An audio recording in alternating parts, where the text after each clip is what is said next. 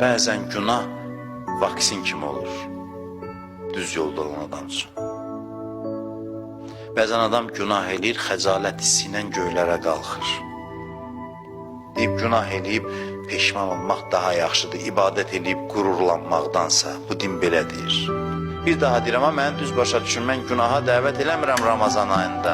Deyirəm ki, adam düz yolda olsa, günah da axırda onu səbəb olar dolayı yolla ki, o inkişaf eləsin. Çünki günah üzərində dayanar, peşman olar, istiğfar eləyər, o hal yaranar, inkişafa gedər. Kərbəlada bizlə ərəfədə olanlar xatırlayır. Demişdim, mən alimlərdən bəhrələnib onu demişdim. Demişdim ki, bəziləri Kərbəlaya ona görə gəlir ki, Allah görür ki, bu daim bədbəxt olur. Buna bir nəfəs lazımdır. Nəfəs lazımdır.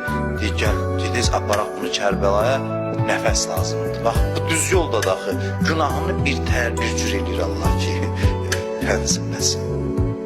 Düz yoldadır çünki.